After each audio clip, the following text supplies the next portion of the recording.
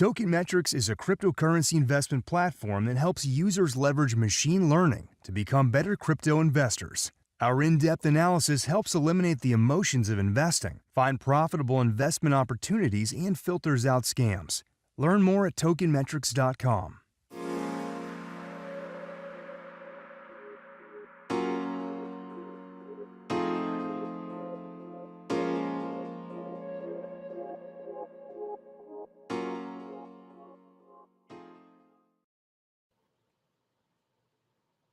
Hi, everybody.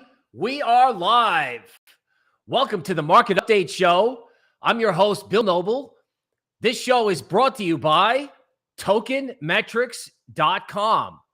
If you need a roadmap in crypto and you need to make money in crypto, or you need to recover from the recent decline, like and subscribe to this channel or sign up at TokenMetrics.com. Garo, Manny, Taz, Crip Shoda, Jay, Analyst Shaq. What's up? Welcome to the stream. Today we're going to take a more mellow, relaxed approach because we're all trying to recover from what's transpired in a couple of days. So let's kick in to the market update. And I'm bringing it up right here. This is your market update for December 7th. What to do next? So let's start out with a brief legacy update. Stocks. Sometimes you do a trade or sometimes you do a show and then you get off the show and you realize, oh no, I just said the same thing as everyone else. So when equities look terrible and everybody gets the same way, what do equities do? Well, they moon like an altcoin because everyone has decided that the Omicron virus is either not going to be a problem, and I've even heard some people say that it's almost like a hoax. It's like the common cold, and it's not the end of the world. So equities rally. Now, what's also rallying is interest rates. So if the Omicron virus is not a problem, interest rates can go up. So if you're wondering, gee, why isn't crypto mooning like equities? Well, that's because crypto is sensitive to a lot of things, but it's actually the most sensitive to interest rates.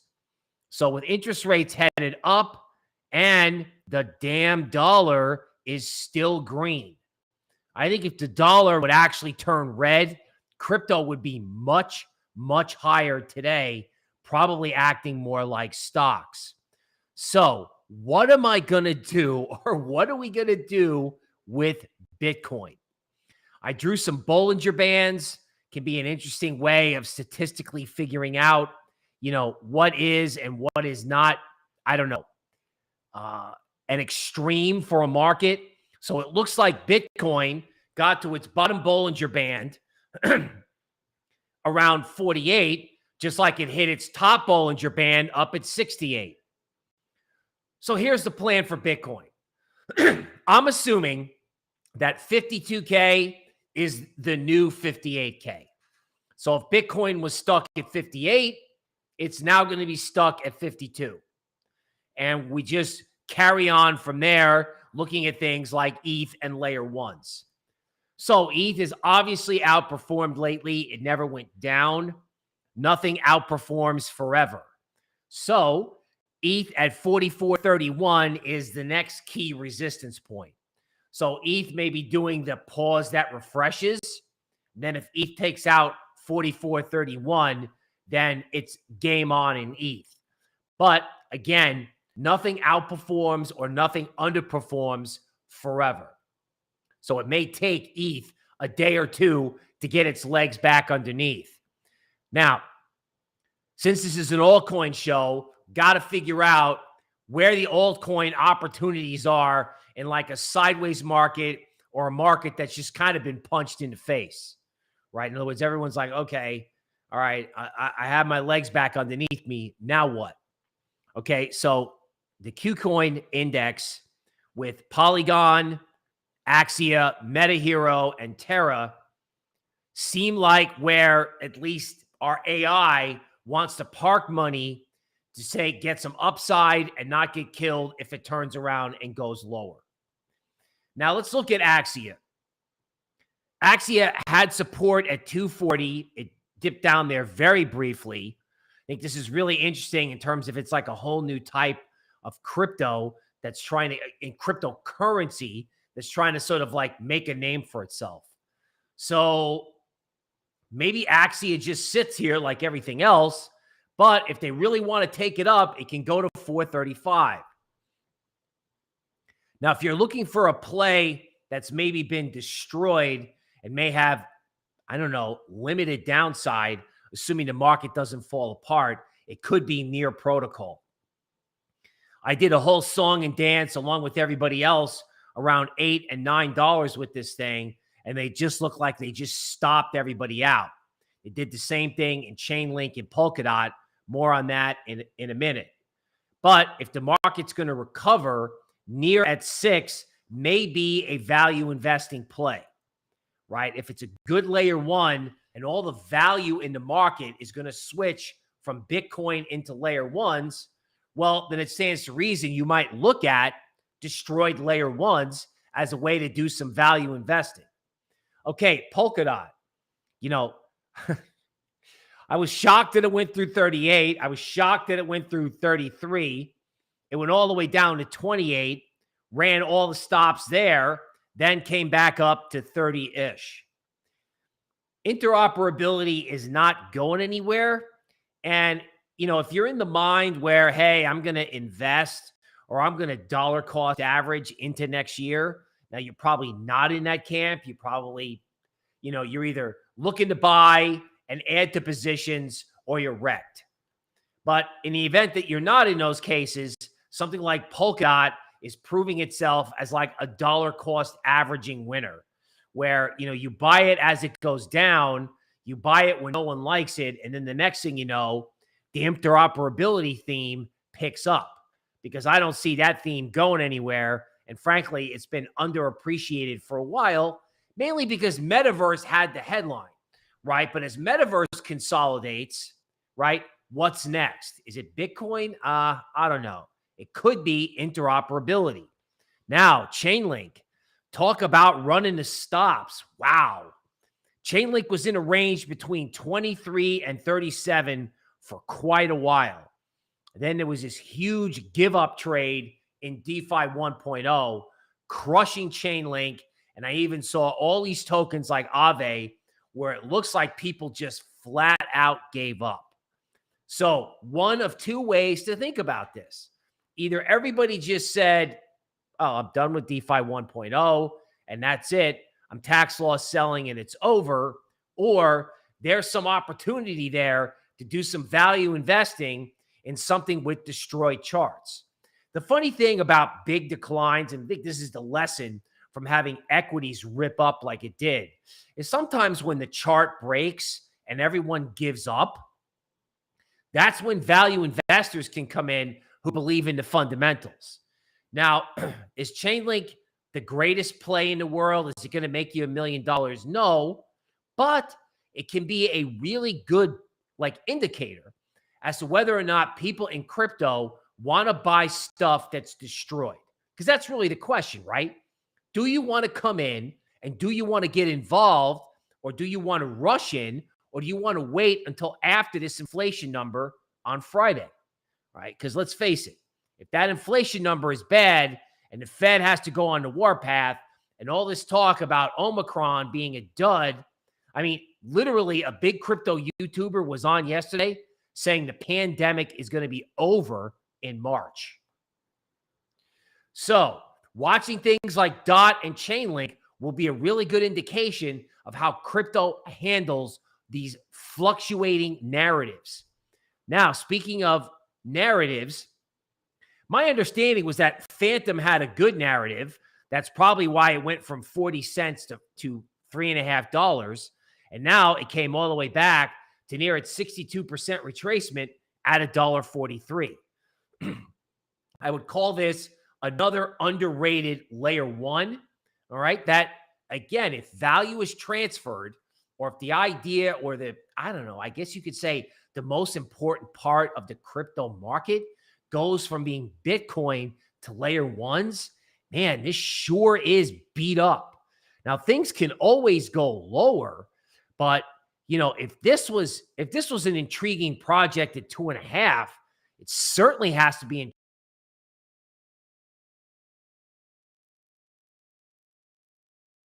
No, but again, 2 weeks ago, people were like, okay, layer one's the future. Now all this stuff's been marked down 40%. Okay. MetaHero, something that I hear talked about on YouTube and something that our indices are, interested in. I'm seeing support at 19 cents, roughly. So if Hero can hold above 19 cents, it would be a pretty good case that the bottom is in.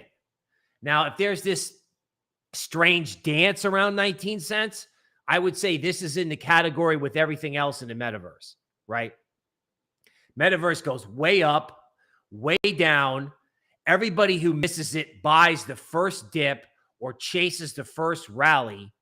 And really what you want to do with the metaverse is wait and see, hey, do those first dip buyers make money, or are people chasing it, all right, running into more profit taking? So I don't think there's a huge rush in the metaverse. As a matter of fact, I think the metaverse may be a great trade to do starting out the first of next year, hoping that there is consolidation, dips, or just a pause, so you can sit down and figure out who the real winners and losers are going to be in that sector. Now, speaking of things in the sector, things that our fundamental analysts like. So RMRK is a small to mid-cap play, okay, that has a valuation that is way below your Decentraland and Sandbox. So RMRK actually, way outperformed the market by going from 35 to 65. Okay, there was a washout, big wick down, and now it's sitting near 52, which is a big Gann line. So if RMRK takes out, say, 52 to 55, then it's on the upside.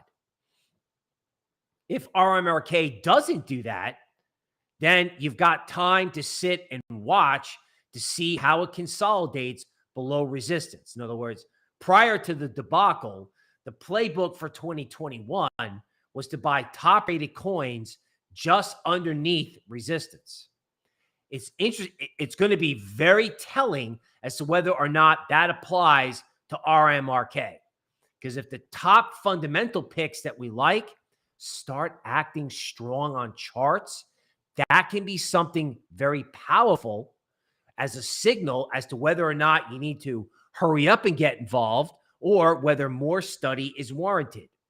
Decentraland. Some of our indices want to park money in Decentraland. Now, it looks like Decentraland is making kind of a triangle formation. Okay. It was at 6 at its high. It went down to 3.5, probably triggered a lot of stops. And now it's back where it was when the rally started near 4.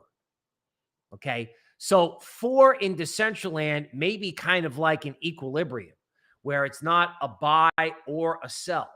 It may be like a neutral or just a hodl if you've been hodling it, right? So is there a trade that needs to be done right this second in Decentraland? I don't think so. Okay. But if it really started breaking through $4, like I'm talking like 2 daily closes, that might demonstrate some strength. In the meantime, with this inflation number coming out on Friday, you want to grab a pencil and paper and say, all right, if this thing got wrecked again, where would I want to buy? My guess would be $3.40, not investment advice. Big layer ones like Avalanche. Okay, so, you thought it was going to break out and it didn't, and they washed everybody out. All the leveraged guys got hurt. It went down to 76. It bounced to 90, and now I think everyone's afraid it's going to turn around and go back to 150 and leave everybody behind. AVAX, as I look at the 4-hour chart, as I just sort of studied it, it'll spurt higher and then it'll do this like, I don't know, 2 to 3 4-hour bars, which is like a day of like sitting around before it tries to go higher. So if you're dying to get involved in Avalanche, and really, I don't blame you if you are. I think if there's a way to be involved in this market other than parking money, it's like, hey, let's take a shot at Avalanche and put a stop down below because, the downside is it could go back to 76. The upside is it could go to 150 or even higher than that.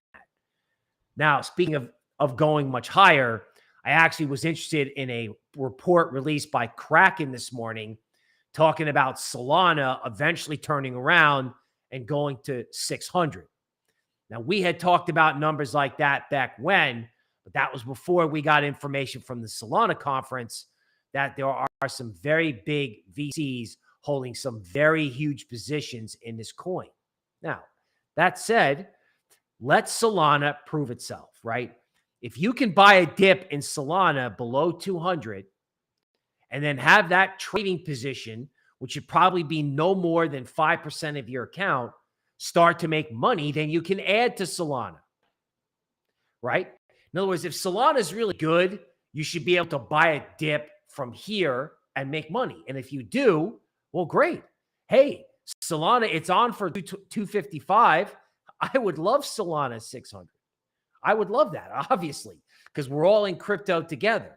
The real question is, are you brave enough to get involved on the first dip after a bounce, right? It's easy to buy on green candles. It's a lot harder to buy on red, particularly after the market has been slammed. So some of the best trades are the toughest trades. So if you think about the theme of this presentation, right? Phantom, Near, AVAX, Solana, the question is, can you buy the dip and make money? Well, there's only one way to find out, not investment advice, and that's take a shot. And if you're wrong, you'll get stopped and we'll move from there. But, we can't go from layer ones are going to change the world to, oh, I don't want to buy layer ones because I'm scared, right? You don't want to be like euphoric at the top and negative at the bottom. You want to perhaps be active at the bottom in these layer one coins. And then, if you get stopped, you get stopped. And that, folks, is the market update.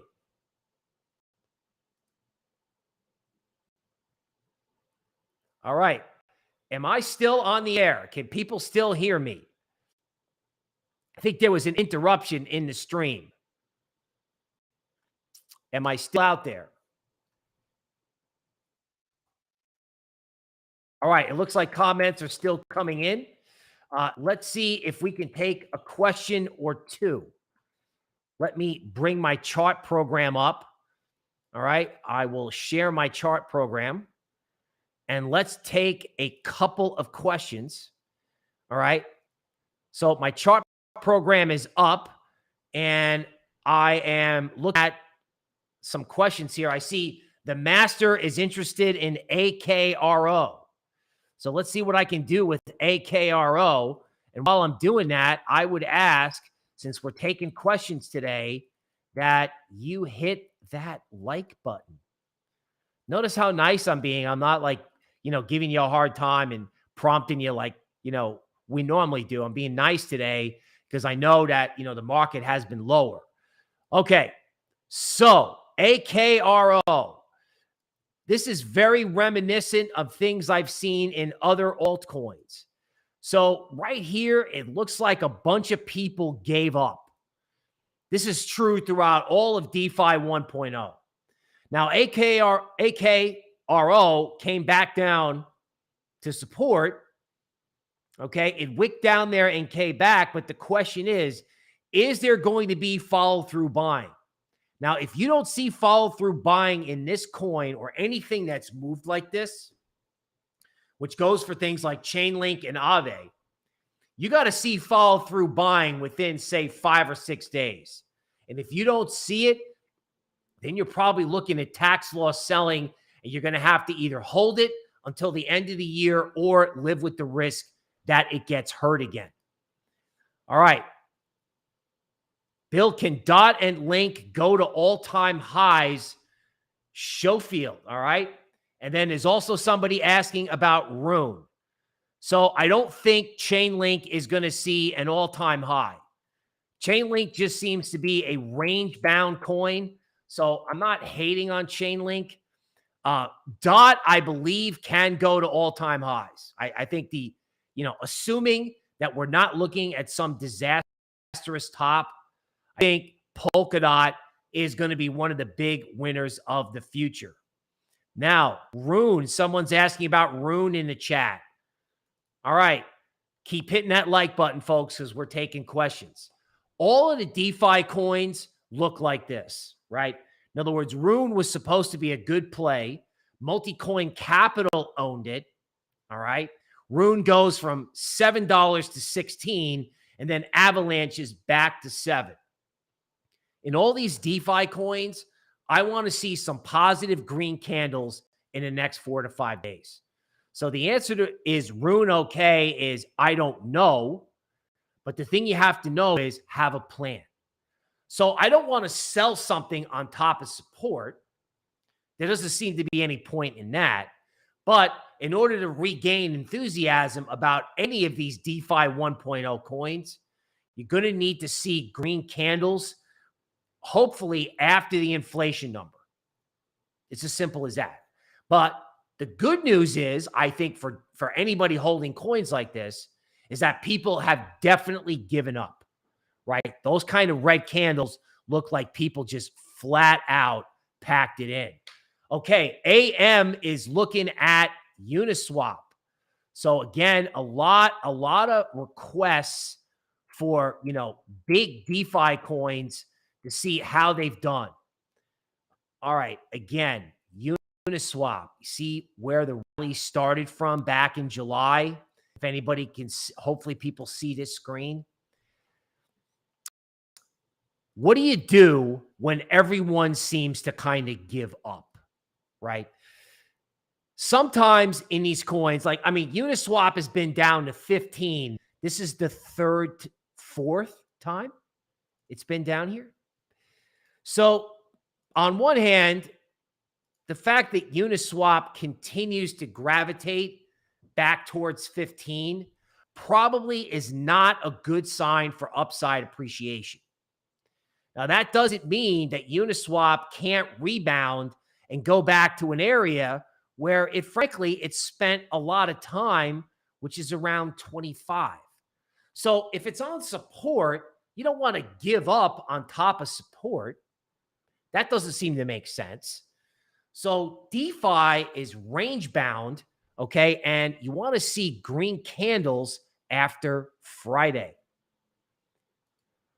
Okay, folks, that's it for today. Please like and subscribe to our channel.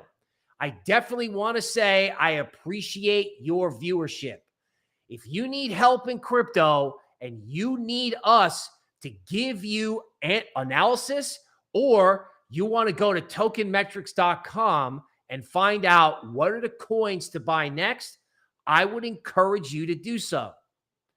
This is your host, Bill Noble, signing off. I will see you next time, tomorrow.